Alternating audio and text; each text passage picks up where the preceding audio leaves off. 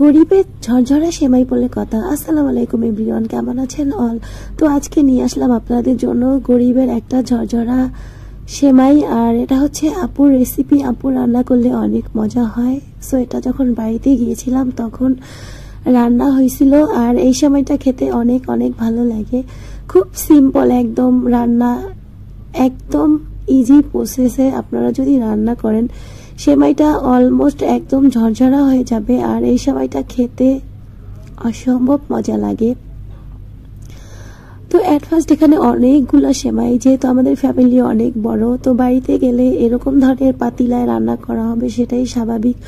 পাতিলা নিয়ে কেউ কোনো মন্তব্য করবেন না প্লিজ। অফলাইন ক্যামেরায় সবাই আমরা এরকম ধরনের হাঁড়ি পাতিল ইউজ করে থাকি। তো এই তো অ্যাট ফার্স্ট এখানে 1 কিলোর মতো সেমাই নেওয়া হয়েছিল, বা আরো বেশিও হতে পারে।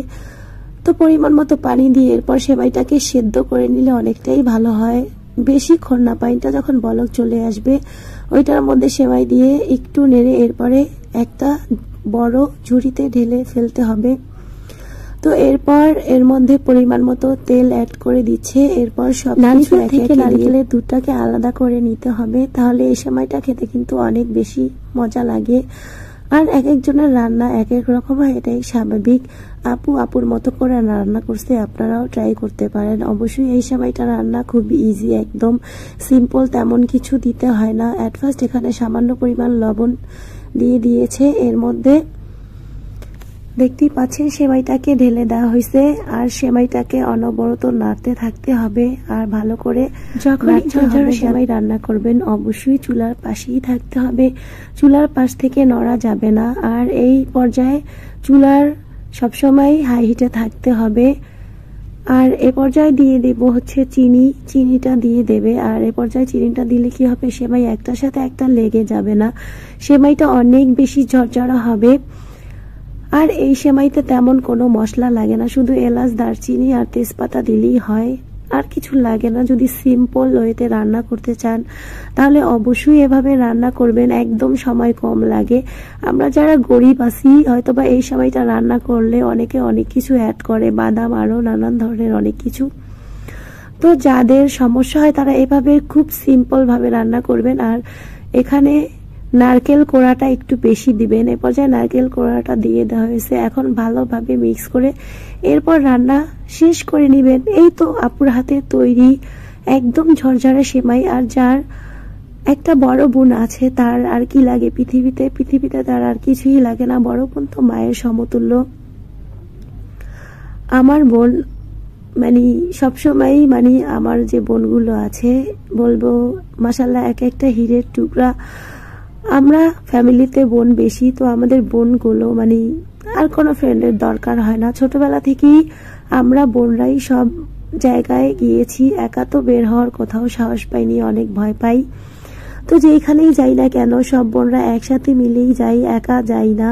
আর কোনো বন্ধু বান্ধবীর দরকার হয় না, প্রয়োজনও পড়ে না, যেহেতু বোনগুলাই আমাদের বন্ধু বান্ধব, এই জন্য আর এগুলো দরকার হয় না। ছোটবেলা থেকে একসাথেই বড় হয়েছি, সুখে দুঃখে না খেয়ে একসাথেই থেকেছি। বাট এই জন্য আল্লাহর কাছে অনেক বেশি শুকরিয়া। আর আল্লাহ পাক সবাইকে অনেক বেশি ভালো রেখেছেন, এই জন্য দোয়া করি। যাদের বোন আছে তারা অবশ্যই অনেক অনেক লাকি। পৃথিবীটা তাদের মনে হয় একান্তই কি বলবো অন্যরকম একটা ফিল হয় পৃথিবীতে, যে পৃথিবীতে আমার অনেক কিছু আছে। মা যখন না থাকে তখন অবশ্যই বোনদেরকে, বাট সবার ফ্যামিলিতে নাকি এরকম হয় না, বাট আমাদের ফ্যামিলিতে আমাদের বোনগুলো এক একটা হীরের টুকরো, সেটা সবাই বলে। দেন আর কি বলার, এই তো বোনদের নিয়ে অনেক কিছু বলে ফেলছি। আমার কাছে মনে হয় যে আমার বোনরাই হচ্ছে আমার মায়ের সমতুল্য। আর বোনদের কাছে মন খুলে সবকিছু শেয়ার করা যায়, তারা অবশ্যই সবকিছু শোনে। এই তো সেমাইটা দেখতেই পাচ্ছেন কতটা ঝরঝরা হয়েছে, একদম পারফেক্ট একটা সেমাই। এটা খেতে কিন্তু অনেক মজা হয়। আর এটা ঈদ আসলে সবসময় আমার আপুই রান্না করে, তো আপুর হাতের খাবার সবসময় অনেক মজা। আপুর রান্নাগুলো এত সুন্দর হয়, বাট এত মজা, সবচেয়ে বেশি মজা হয় আপুর হাতের চাটা একবার খেলে দ্বিতীয়বার খাওয়ার ইচ্ছে থাকবে। তো সবাই কমেন্ট করে অবশ্যই জানাবেন যে আপুর হাতের রেসিপিগুলোকে আপনাদের মাঝে শেয়ার করব কিনা। সবসময় তো আমার রেসিপি আমি কম বেশি রান্না করে শেয়ার করি, তো আপুর রান্নাগুলো খুব ইজি।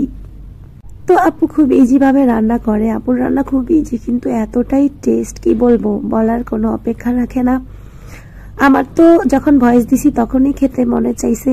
তো আজকের মতো টাটা।